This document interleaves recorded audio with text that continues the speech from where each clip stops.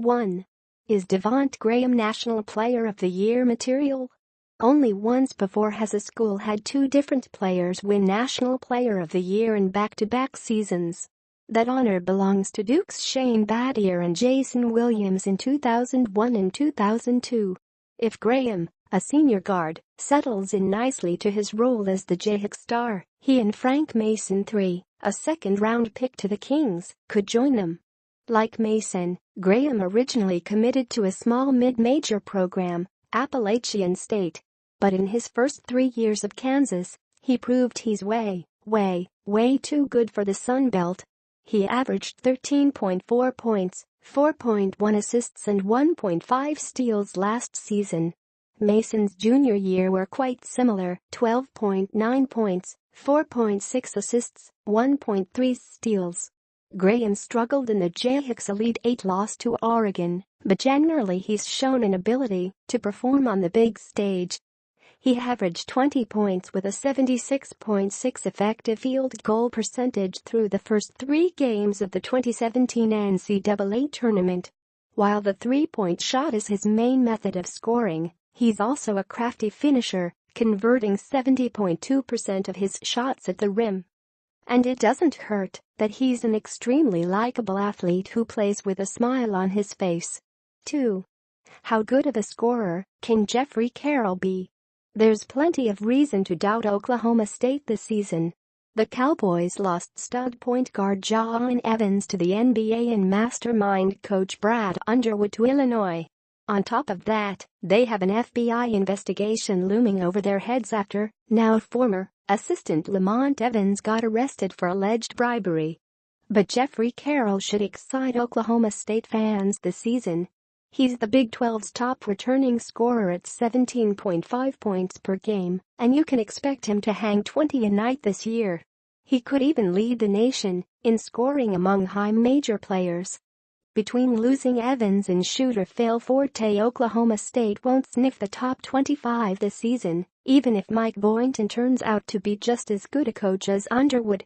But with Carroll putting on a show every night, they can surprise some teams in the Big 12 and return to the NCAA tournament as a low seed. 3. Who's the best frontcourt player in the league?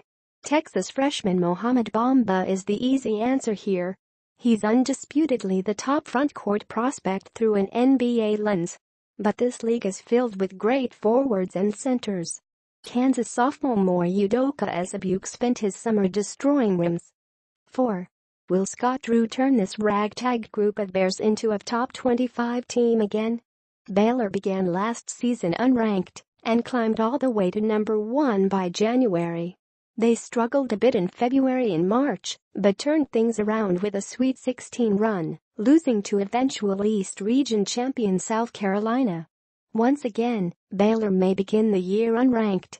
The Bears lost 2 of their top 3 scorers, but returned 3 of their top 5. So you can spin that any way you want. It would be surprising if they are as good as last year following Jonathan Motley's departure for the NBA. But even though this roster doesn't have any big names or top recruits, remember that Drew has never needed top recruits or household names to win a lot of games. After Kansas, the Big 12 should be wide open. We could see Baylor snag second place and work its way into the top 15. 5. Is 8 NCAA tournament teams too much to ask for? We've never seen a conference send 80% of its membership to the NCAA tournament. The Big 12 has flirted with that mark a few times recently, but late collapses by Kansas State in 2015-16 and West Virginia in 2013-14 dashed those hopes. It's incredibly difficult to get 8 teams into the field because someone's gotta be losing all those games the other 7 teams are winning. You can bet your life savings on Kansas, West Virginia and Baylor getting bids. TCU could be another top 25 team, and Texas Tech projects to fall on the right side of the bubble. With Texas and Oklahoma prepared to make big jumps this season, Oklahoma State will be the X factor. With a first-year head coach and a handful of sophomores playing key roles, the Cowboys will take their lumps in conference play. And outside of a home game against Wichita State, they don't play a particularly challenging non-conference schedule. So they'll need to avoid any slip-ups if the Big 12 wants to make history on Selection Sunday.